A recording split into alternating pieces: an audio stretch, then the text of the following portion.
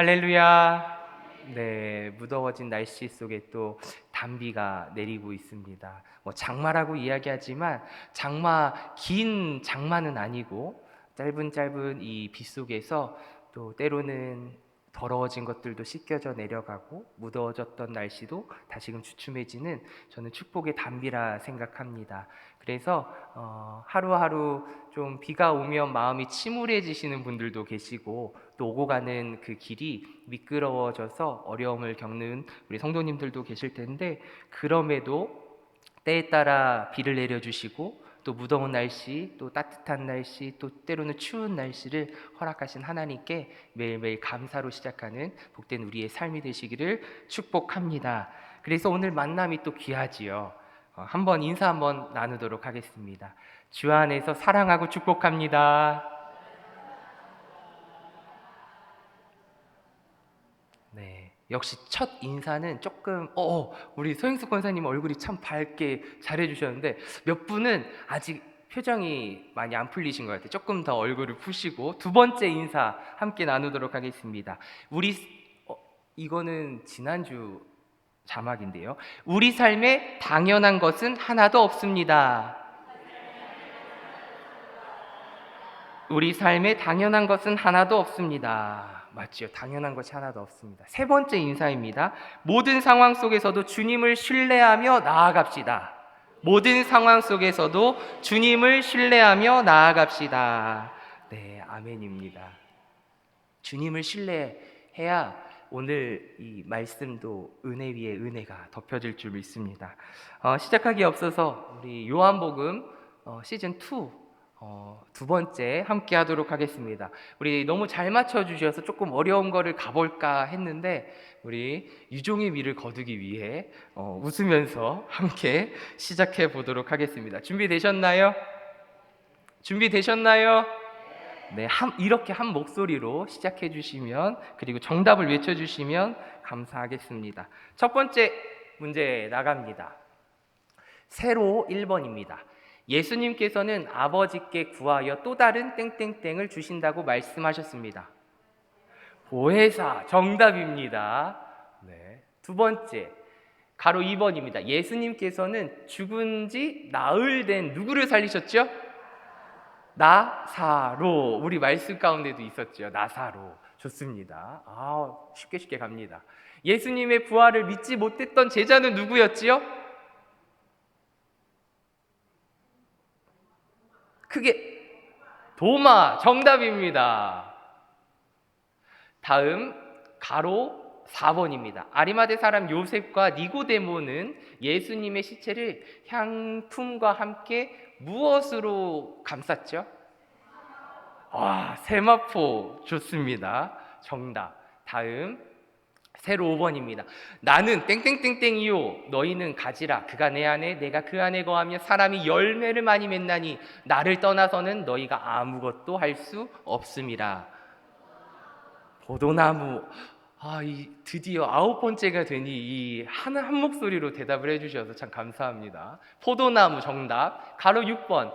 큰 무리가 예수님께서 오신다는 것을 듣고 어떤 가지를 가지고 맞으러 나갔지요? 종려예요, 종려예요? 지금 종료예요, 종려예요? 종려. 정답일까요? 종려나무. 정답입니다. 다음 문제 주세요. 세로 7번입니다. 너희가 나를 사랑하면 나의 땡땡을 지키리라.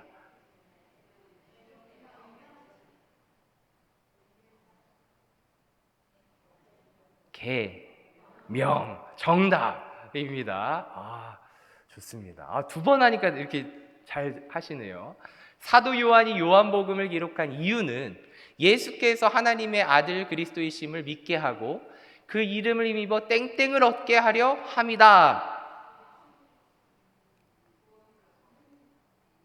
무슨 명이죠? 생명. 정답입니다. 뒷글자, 앞글자를 잘 보시면 됩니다. 다음 문제, 세로 9번입니다. 너희를 땡땡이라 하였노니 내가 내 아버지께 들은 것을 다 너희에게 알게 하였음이라.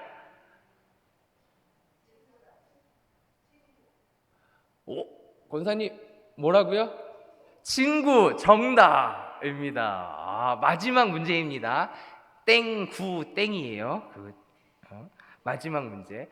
군인들은 예수님께서 이미 죽으신 것을 보고 어디를 창으로 찔렀죠? 옆구리. 정답입니다. 우리 요한복음 강하신데 우리 다음 주 한 두 문제를 준비해서 이 구약 하나, 신약 하나 이렇게 해서 유종의 미를 한번 걷어보도록 하겠습니다. 마음 문이 열리셨나요? 네, 준비되셨으니까 이제 어깨도 펴시고 준비해서 오늘은 최근 12번째 질문, 마지막 질문입니다.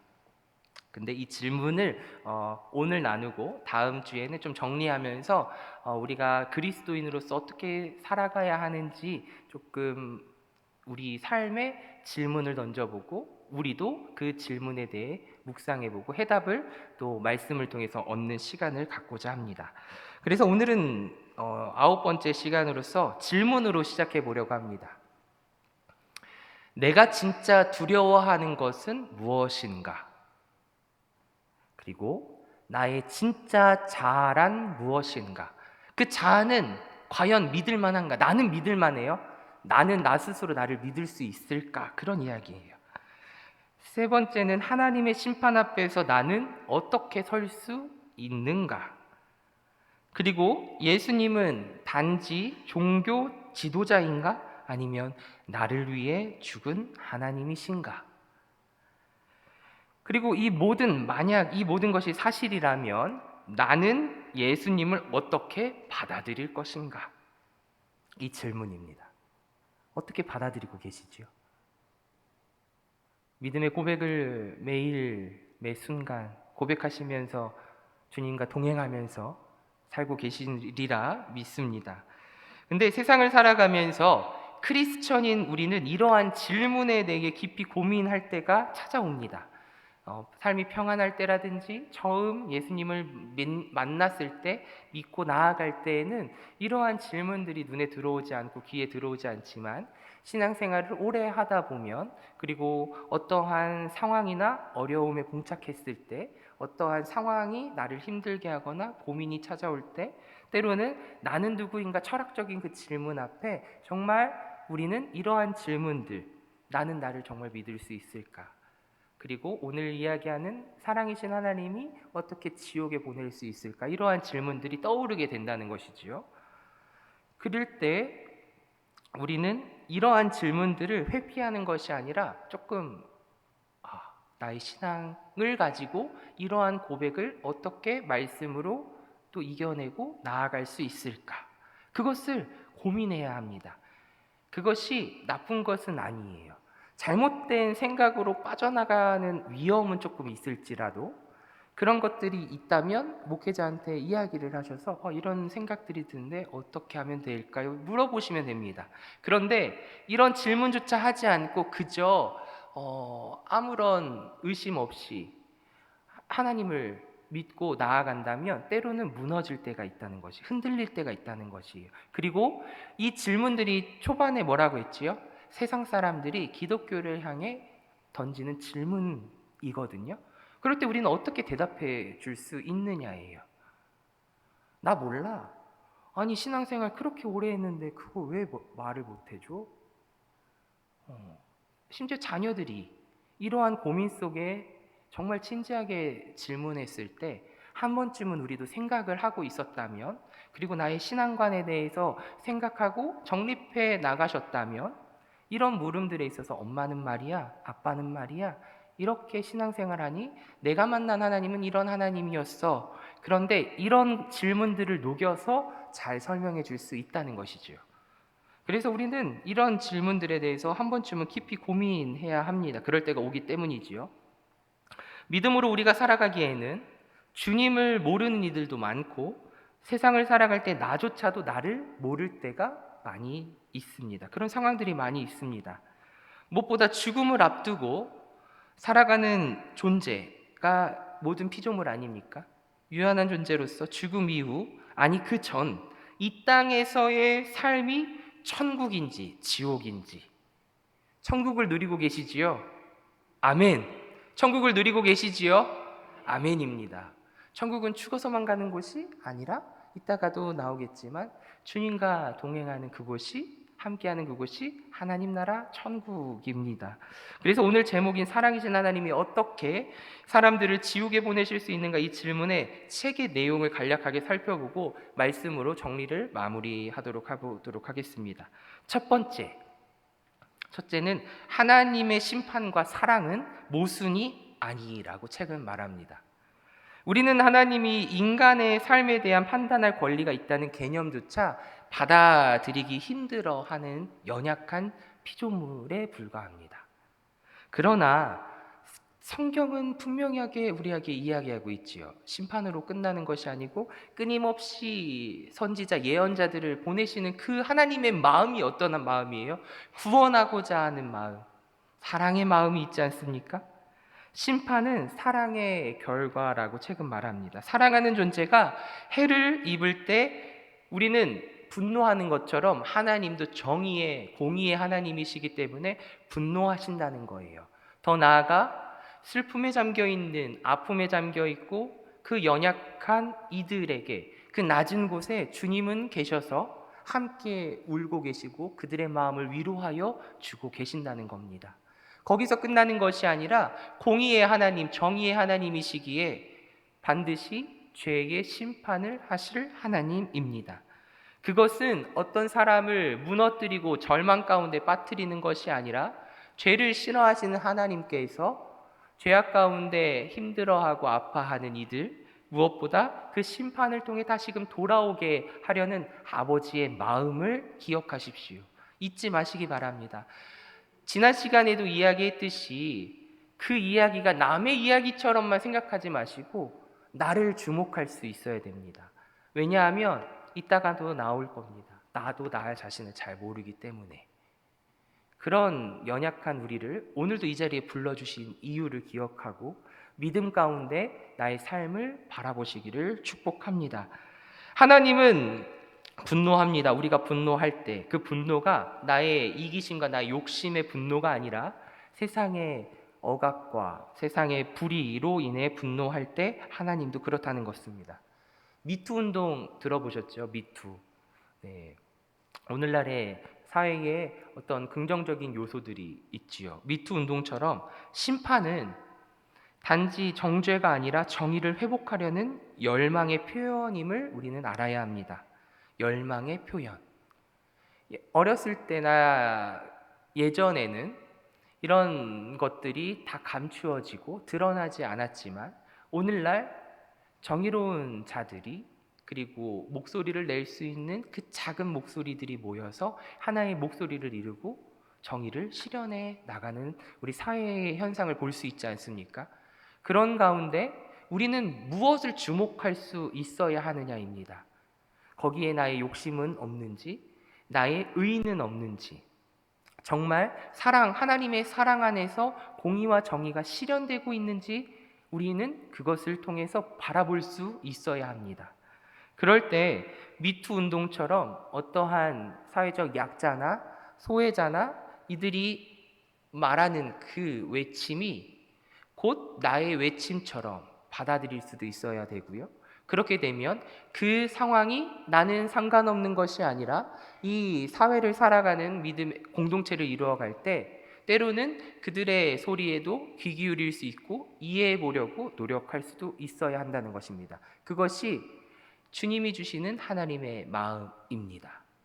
주님은 불의에 참지 아니하시고 분명히 화도 내시고 분노하시는 하나님이시지만 공의의 정의의 하나님, 나아가 그것을 모든 것을 감싸시는 사랑의 하나님을 우리는 잊지 말고 그 마음을 나아가시기를 바랍니다. 두 번째 책은 무슨 이야기를 하냐면요, 그래서 우리 모두는 심판을 피할 수 없다라고 이야기합니다. 심판을 피할 수 없다. 그들만 심판을 받는 것이 아니라 인간 모두 심판을 받는다. 인간의 마음에는 선과 악이 공존합니다. 혹시 선만 있으신 분 계신가요? 그렇게 손을 드는 순간 네, 공격의 대상이 되지요. 벌써 우리는 악의 이 마음이 있는 거예요. 내가 저 사람을 아는데 과연 그러면서 우리는 벌써 비교하고 이러한 것들 정죄하기 시작하죠. 이에 대해서 문학가 솔제니친이라는 문학가가 말하는데요. 선을 가르는 선, 개인의 마음을 관통한다라고 이야기합니다. 외부 행위뿐만이 아니라 내면의 욕망과 상상까지 하나님 앞에서 드러난대요. 하나님 앞에서 모두 낱낱이 드러납니다.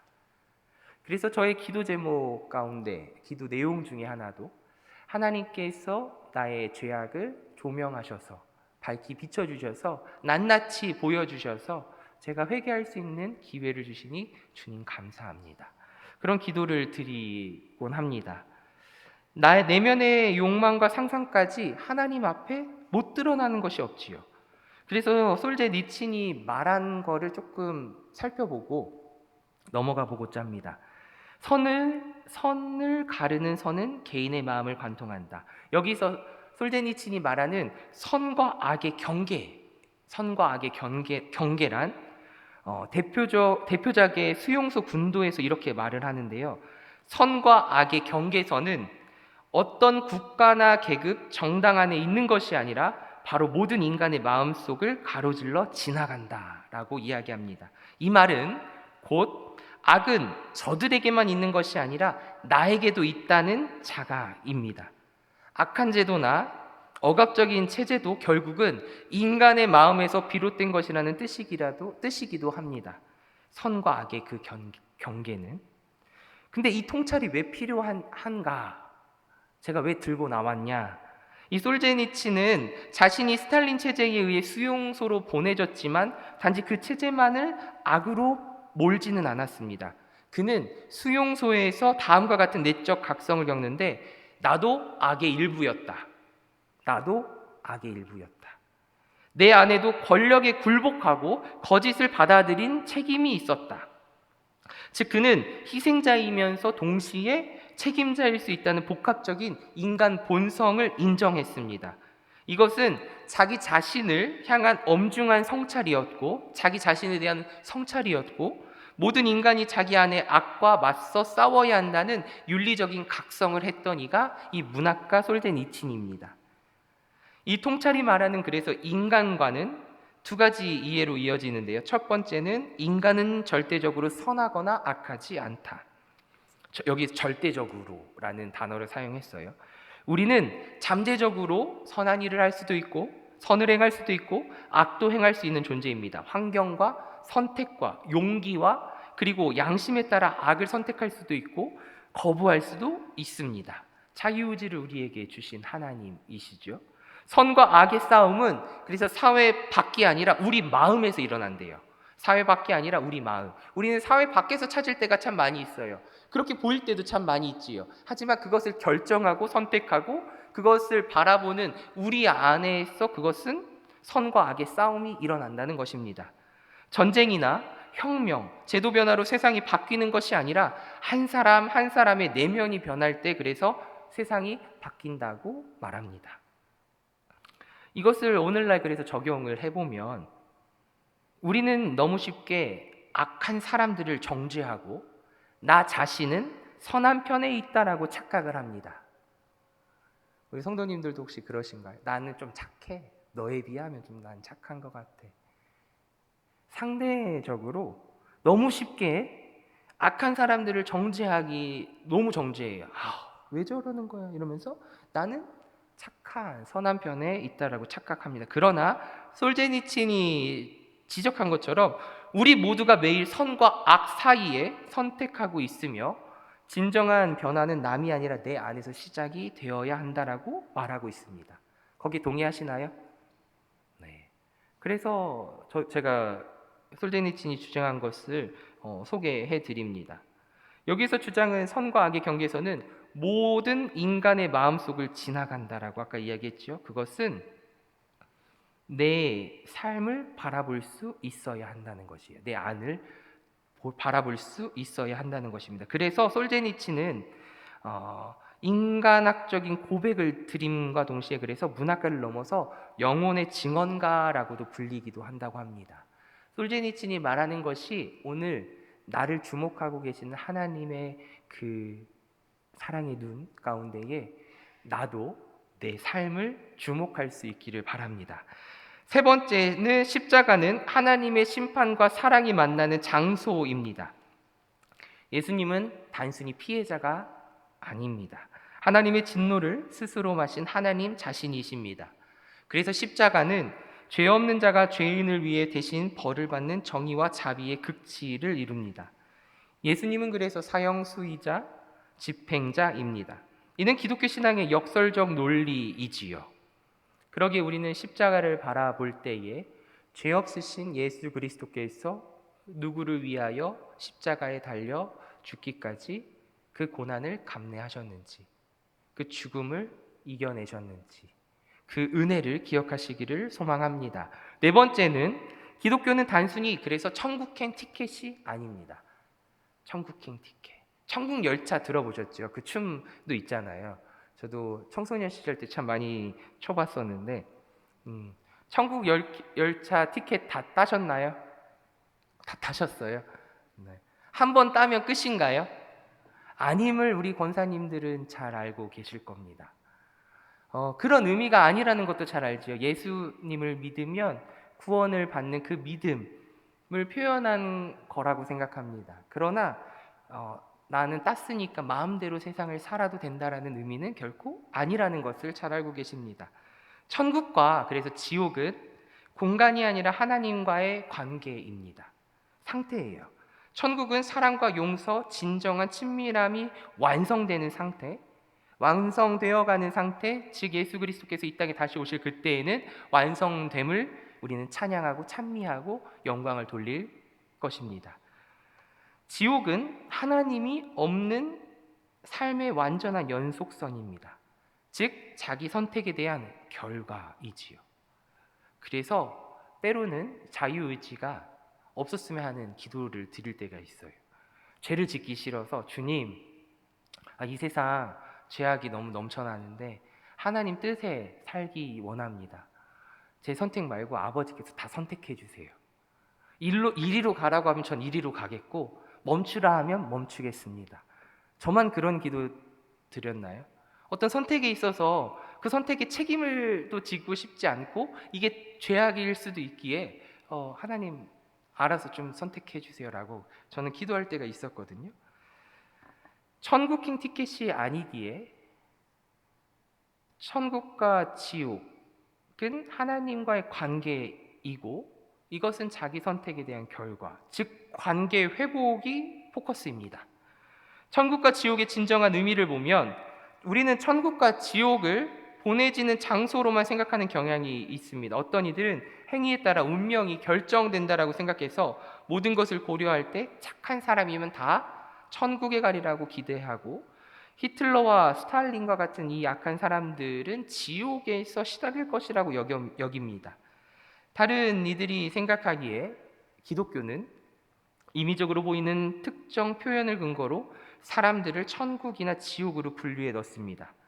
예수님에 대해서 들을 정도로 운이 좋고 예수님께서 자기들을 대신하여 죽으셨음을 믿을 정도로 곧잘 믿는 사람들은 천국으로 보내어지고 예수님에 대해서 들은 적도 없고 들어본 적도 없고 보지도 못했고 다른 종교를 선택했고 매우 똑똑해서 부활한 사람이라는 말도 믿지 않고 그건 말도 안 되는 부정하는 사람들은 비논리적이게도 지옥이라고 불리는 곳으로 보내진다라고 말합니다.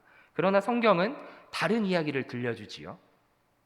성경의 관점으로 보면 천국은 대체로 어느 장소가 아닙니다. 천국은 하나님과의 관계에서 누리는 충만한 복의 줄임말입니다. 천국은 하나님과의 관계에서 누리는 충만한 복. 천국은 집으로 돌아온 탕자입니다. 그리고 천국은 기쁨의 눈물이 그렁그렁한 채로 남편에게 안긴 신부와도 같고요. 천국은 새하늘과 새 땅으로서 거기에서 하나님의 백성은 향상된 부활의 몸을 입고서 인간이 누리는 최고 결혼 생활에서 또 언뜻 보여줄 뿐만이 아니라 그 친밀한 그 영원을 누리는 곳이라고 우리는 생각합니다. 천국은 다시 창조된 땅에서 하나님과 그분 백성의 깊은 관계를 실제로 경험하는 본향입니다. 혹시 천국을 누리고 계시는지요? 내 삶이 때로는 슬플 수도 있습니다. 어려움도 찾아올 수 있어. 인간사, 세상 만사, 어려움이 있을 수 있지요. 그런 걸로 주님이 없다라고 여겨지지는 않지 않습니까? 우리는 늘 주님과 동행하기에 내가 어느 곳에 있든지 잠잘 때나 밥 먹을 때나 일을 할 때나 하나님과 동행하는 그 삶이 천국을 이루어가는 줄 믿습니다. 우리 권사님들 열심히 땀 흘려서 주방 봉사를 하시고 또 더울 때나 추울 때나 밖에서 주차 봉사를 하시고 어느 곳에 있든지 교회 사역을 하는 그 곳곳에서도 하나님과 동행하는 그곳이 천국이기에 천국을 이루어 가시기를 축복합니다. 지난 시간에 왜 화내냐고 그랬죠. 제 설교 시간에도 이야기 드렸습니다. 왜 화를 내냐고. 우리는 기쁨이 있어야 합니다. 주님과 동행하는 사실을 망각하면 기쁨이 사라지고 나의 욕심과 나의 의와 나의 분냄이 드러나기 마련입니다.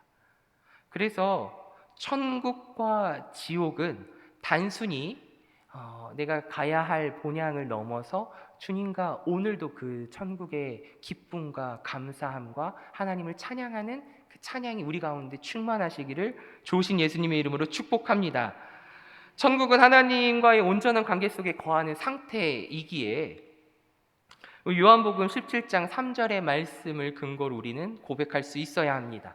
우리 함께 읽도록 하겠습니다. 요한복음 17장 3절의 말씀 함께 읽겠습니다. 시작. 영생은 곧 유일하신 참 하나님과 그가 보내신 자 예수 그리스도를 아는 것이니이다. 아멘.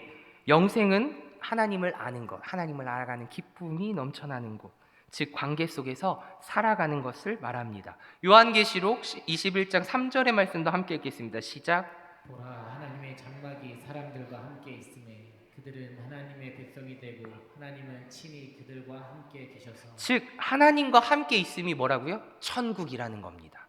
하나님과 함께 있는 곳이 천국입니다.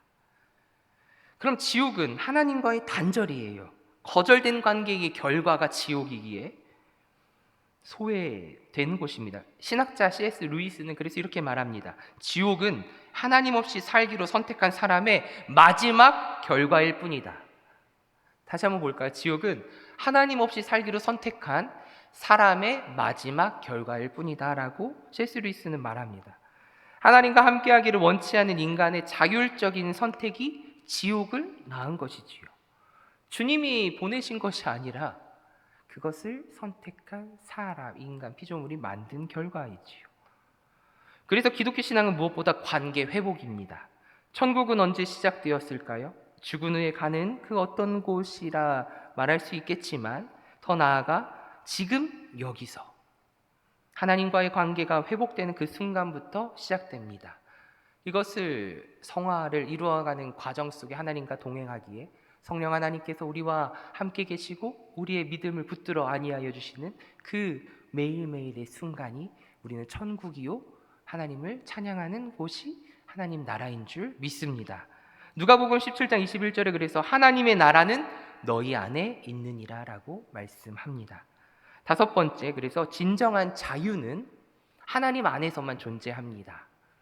자유함, 내 마음대로 한다는 것이 자유가 아니라 인간의 자유는 제한되어 있지만 하나님의 생명 안에 연결될 때 참된 자유를 누린다는 것이에요. 자유하신가요? 뭐로부터 자유하시나요? 죽음으로부터 자유함을 주셨고 율법으로부터 자유함을 주셨어요. 죄로부터 자유함을 주셨습니다. 그것을 누리고 계시는지요? 내가 만든 하나님 그 안에서 내가 만든 율법으로 하루 매일 큐티를 안 하면 나를 정죄하고 나는 죄인이고 정말 아파서 때로는 아이들을 양육함에 있어서 시간이 없어서 말씀을 제대로 묵상하지 못하는 나의 삶을 청년 때와 비교해서 나를 정죄하고 나를 억누르고 막 그런 사람들이 있거든요. 저는 율법으로부터 자유함을 얻으라고 하나님이 매일매일 말씀을 묵상하라고 했냐고 몇 장, 7장 하라고 말씀하셨냐고 그렇지 않습니다. 본인이 만든 그 틀 안에 갇혀서 자유함, 하나님께서 주시는 그 자유함 속에 감사를 누리지 못하는 경우가 참 많이 있습니다. 혹 내가 정한 그 율법, 그 틀 안에서 신앙생활을 잘 지켜나가시면 좋은데 이것이 누군가에게 있어서 남을 판단하는 정죄의 도구가 되고 나 스스로 그것으로 하나님과의 관계가 멀어지는 것 같이 여겨지신다면 그것은 어떻게 보면 악마의 속삭임일 수도 있습니다. 그것으로 통해서 우리를 넘어뜨릴 수 있다는 사실을 기억하십시오. 관계 회복이라면, 그리고 그 관계 회복 속에 하나님께서 주시는 참된 자유함이 있다라면 내가 원하는 대로가 아니라 내가 진정 원하는 것을 선택할 수 있는 능력이 생깁니다. 진정한 자유의지가 해리스의 세계관에서 존재하지 않는 반면에 기독교의 세계관에서는 존재를 하는데요.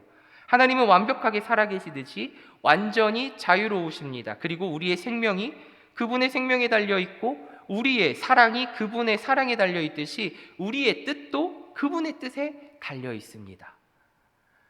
그러면 하나님께서 아까도 제 기도처럼 죄 짓기 싫으니까 하나님 여기로 가라 하면 여기로 가고 여기로 가라 하면 여기로 가고, 제가 길치여가지고 방향치거든요. 그래서 여기로 가라 하시면 여기로 갈 수 있고 이쪽으로 가라 하면 여기로 갈 수도 있는데, 그런 결정권도 없는 자유함, 그런 이야기, 얽매임, 이런 것들이 아님을 우리 성도님들이 잘 알고 계시지요. 하나님은 살아계시고 완전히 자유로우시며 우리의 생명과 우리의 주권이 주께 달려있기에 우리의 뜻도 주님께 달려있음을 고백하며 나아가신다면 이러한 관계에서 우리는 하나님께서 주시는 자유함을 누릴 수 있다는 것이에요. 책은 임신한 사람을 이야기하는데요. 임신한 그 상태, 임신해서 엿볼 수 있다라고 이야기합니다. 자궁 속에 있는 아기는 그 생명이 전적으로 누구에게 있지요? 엄마에게 달려 있습니다. 근데 진짜로 살아있는 존재지요. 아기는 자궁 속에서 자유롭게 움직입니다. 그러나 아기는 자신의 위치를 제어할 수가 없어서 내가 가는 곳에, 그 임산부가 가는 곳에, 엄마가 가는 곳에 아기도 자연스레 따라가지요. 공간에 대한 자유가 없어서 위치를 제어할 수 없기에, 마찬가지로 우리는 예수님에게서 독립해서가 아니라 예수님 안에 쌓인 채로 우리는 진짜로 살아가고 있는 오늘이고 우리는 진정 자유롭습니다. 그러나 주님께서 만들어 놓으신 이 창조 세계 안에서, 무엇보다 주님께서 주신 그 믿음의 분량 안에서 우리는 자유함을 누리고 하나님을 바라보고 찬양한다는 것입니다.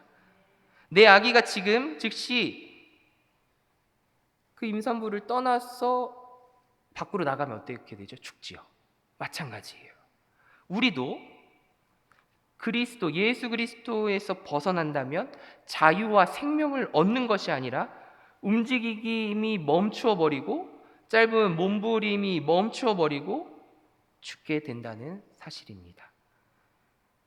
몸 안에 있으면서 아가는 엄마의 피에 의지하고 먹는 거에 의지하고 면역력의 보호를 받으며 살아가듯이, 사랑하는 우리 성도 여러분, 우리도 예수 그리스도의 그 사랑 안에서, 그 구원의 은혜 안에서 우리는 하나 되어 있습니다.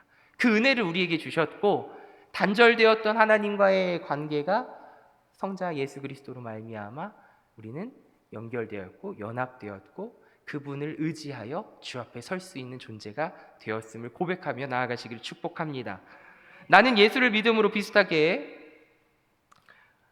주님을 의지한다라고 고백합니다. 예수님께서 가시는 곳에 그래서 우리도 갈 수 있고 순종할 수 있는 것입니다. 어떤 말씀은 취합해가지고 취사 선택해가지고 이 말씀은 지키기 좋아, 이 말씀은 지키기 어려워. 혹시 말씀 뽑기 하시면서도 그런 시험 가운데 계시다면 그 말씀에서도 좀 자유함을 얻으시고 어떠한 말씀이 나에게 주어지든 그 말씀 안에서 주시는 그 은혜를 충분히 누리시기를 축복합니다. 여섯 번째, 그래서 은혜는 스캔들입니다. 여기서 조금 우리가 의아해할 수도 있는데요. 성폭행범이나 살인범도 회개하고 예수님을 믿으면 용서받을 수 있다는 메시지는 사실 세상에서는 도덕적으로 충격적인 이야기입니다. 그런데 우리도 그렇게 분노할 수 있죠. 첫 번째, 그래서 분노하시는 하나님을 우리는 기억할 수 있어야 되고요. 더 나아가서 구원은 우리 손에 있지 않다는 것을 기억하십시오. 그 은혜는 나만 누리는 것이 아니라 착하다고 착각하는 나만 누리는 것이 아니라 하나님 보시기에는 모든 이들이 주님께로 돌아오기를 바라고 계신다는 그 마음을 우리는 이해할 수 없을지라도 믿음으로 고백할 수 있어야 됩니다.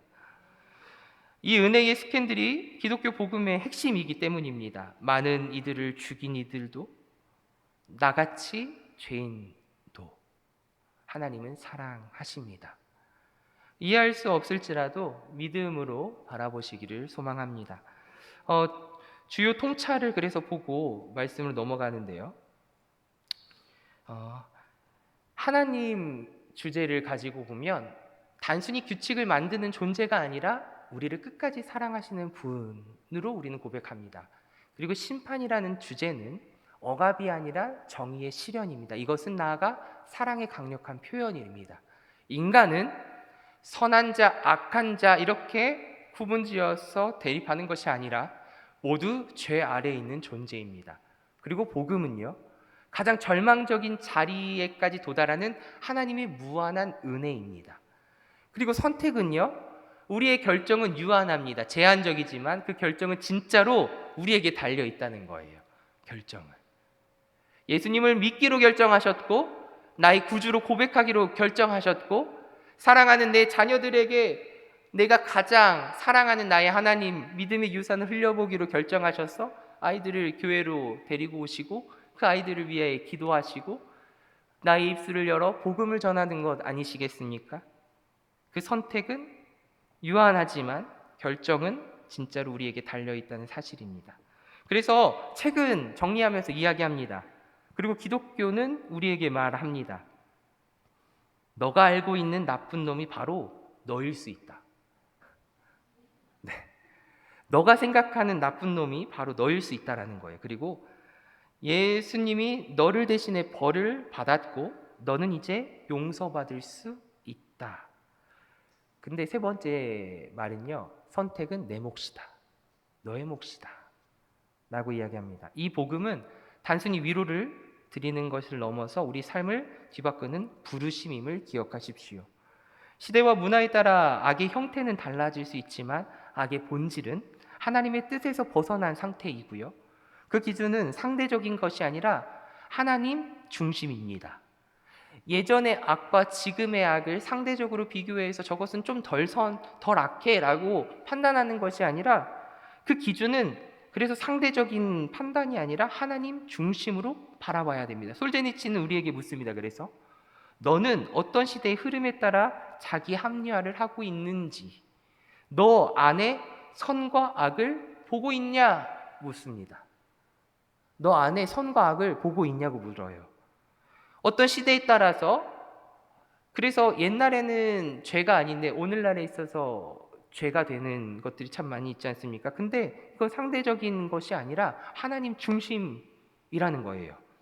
그리고 오늘 본문은 이러한 질문을 넘어서 본질적인 믿음에 대한 확신의 질문을 예수님께서는 묻지요. 그래서 본문의 말씀을 다시 한번 읽고 정리해 보도록 하겠습니다. 함께 읽겠습니다. 시작. 예수께서 이르시되 나는 부활이요 생명이니 나를 믿는 자는 죽어도 살겠고 무릇 살아서 나를 믿는 자는 영원히 죽지 아니하리니 이것을 네가 믿느냐?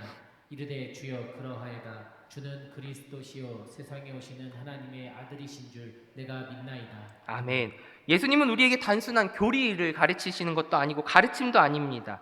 자신이 곧 생명이시고 죽음마저도 이 생명을 멈추지 못한다라고 선언하고 계신 것입니다. 나를 믿는 자는 죽어도 살겠고, 즉 몸이 죽어도 영원히 죽지 않는다 말씀하시는 거죠. 마르다에게 그래서 던진 이 질문은 오늘 우리에게 말씀하십니다.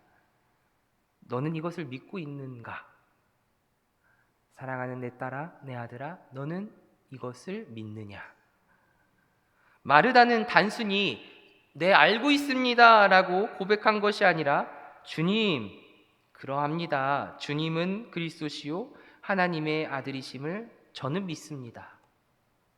저 알고 있어요 라고 이렇게 그냥 이야기로 끝나는 것이 아니라 주님이 메시아임을 하나님의 아들이심을 저는 믿습니다라고 고백한 것입니다. 제가 앞서 그래서 나눈 것처럼 인간은 그래서 죄로부터 자유롭지 못할 수도 있습니다. 늘 죄와 선과 악을 사이에 두고 그 경계선에서 우리는 늘 끊임없이 선택하고 고민합니다. 하지만 우리가 예수님 안에 거할 때 우리는 진정한 자유와 생명을 누릴 수 있습니다. 그러기에 혹 죽음이 두려우신 분이 계십니까? 저도 인간적으로 참 두렵습니다. 그런데 그러기에 하루하루 만나는 이들이 더 소중합니다. 이렇게 눈을 맞추고 서로 하나님의 말씀을 함께 나누는 이 시간이 얼마나 귀한지 모릅니다. 그래서 한 번 더 인사하겠습니다. 우리는 매일 죽음을 앞둔 존재로 살아간다라고 이야기하지 않았습니까? 그래서 오늘 내가 할 수 있는 가장 밝은 미소로 나와 눈 마주치는 성도님들에게 인사하십시오. 사랑합니다. 건강하세요. 한번 인사 나눠보겠습니다.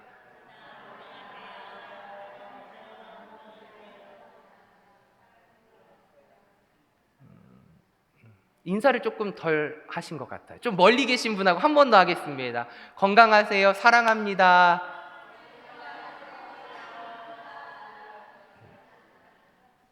주님의 위로인 줄 믿습니다.